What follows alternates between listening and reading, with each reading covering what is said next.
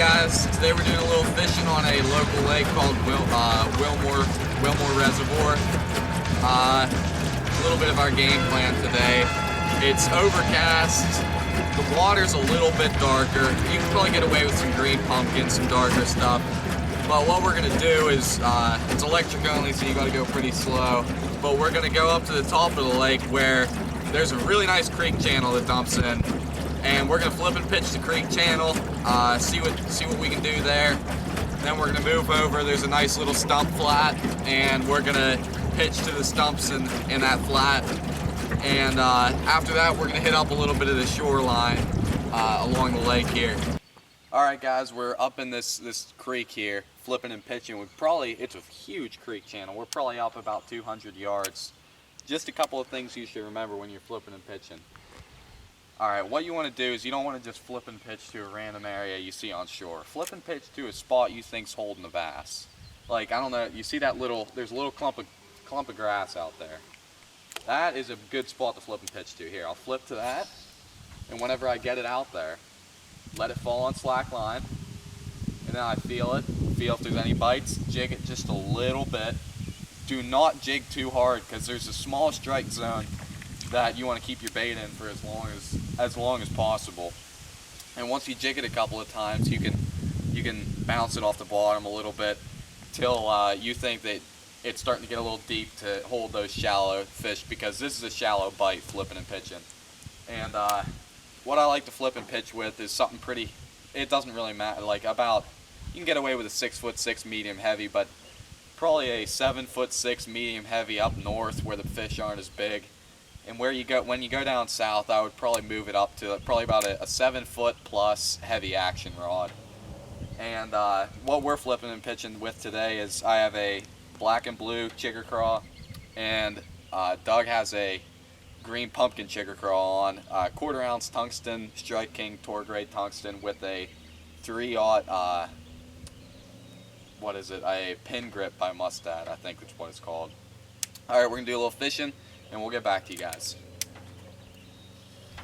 Alright guys, literally as soon as we turned off that camera, I actually already caught a dink a little bit earlier when we were driving up, but he's pretty small too. But as soon as we turned off that camera, right there, I don't know if you can see it on camera, but in that little submerged tree right there. Tree, I literally threw it in there and pulled this guy out. So, alright, we're gonna keep fishing.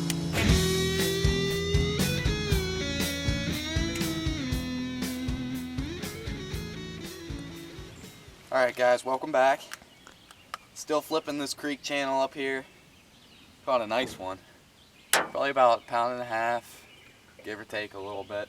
And again, something that's really important when you're flipping and pitching is to always make sure that you pick a target. Like in this situation, that little inlet almost, flipped it right back into there, jigged it just a couple of times, and then boom, and he smashed it. But yeah, and then another thing we forgot to mention earlier is the line that we like to use when we're flipping and pitching. This is kind of a water clarity thing, and depending on the cover you're fishing, since the water's pretty dirty here, you can get away with braid. I'm using 55-pound braid, but if just say it was a little clearer, it's really not heavy cover, so I would throw fluorocarbon. Just say it was a clear day, I'd probably would throw about 17-pound fluorocarbon. 17 to 25, that's a pretty good range, I think. And if you're throwing anything above 25-pound fluorocarbon, you probably shouldn't be throwing fluorocarbon in that area. You should probably just try out braid. So, all right, guys, we're gonna keep fishing.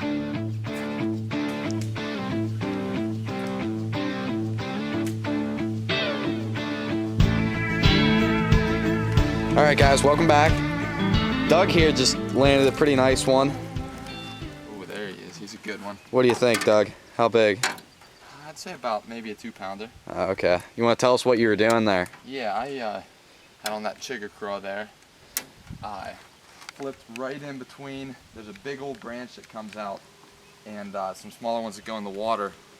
And I just kind of jigged it a little bit, and then he took off with it, and I set the hook. And that's good fish. Yeah, it's good fish. Yeah. All right, you want to give us a release here? All right, guys, we're gonna keep fishing. Alright guys, welcome back.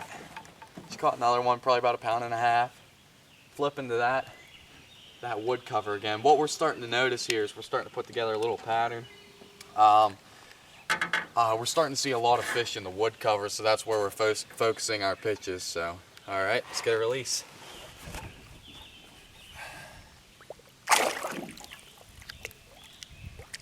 Alrighty.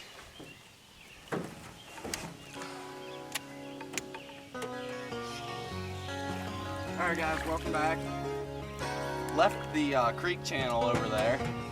Now we're moving out to we're on a stump flat right now, so we actually, it's shallower than what we thought. We're getting the trolling motor stuck in the mud, so we stopped by shore, got us a push pull, and we're just gonna push our way over that little stump flat right over there, and we're gonna hit some of those trees, so we'll see what happens. Okay guys, Doug just caught another one here. Probably about 1 pounder, not too big, but a really cool place where we pulled him out of. That stump right there. I don't know, here I'll zoom in for you guys, but you can see the mud where he was too. Yeah, that was a really sweet bite. So, alright. Alright guys, check this out. This is the definition of heavy cover. And yes, what I said earlier a little bit about the line you want to use when you're flipping.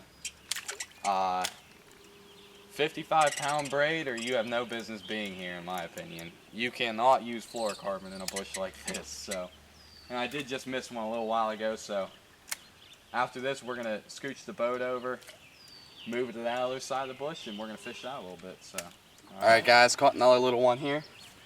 We are like on top of it now because that fish kind of pulled us in a little bit. But that little stump, and I'm sure that sun's just lovely. But yeah, that little stump right there. So. All right, let's get a release here.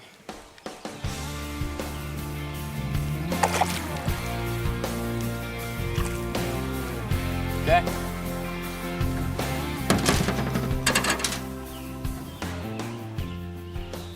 All right, guys, welcome back. Right over there, wood cover once again. Doug just hooked a very nice fish. That's a quality fish. Nice. All right, guys. How much was he? About 2.5? Yep, he was about 2.5. All right, so there he goes. All right, guys, we pulled up to this stump right here. Perfect stump for flipping. The wood definitely is the main thing to key in on today. And if you look at our surroundings, it is isolated cover. And if you can find a piece of isolated cover like this, they're almost guarantee you will find bass in it. So this is an ideal piece of flipping cover.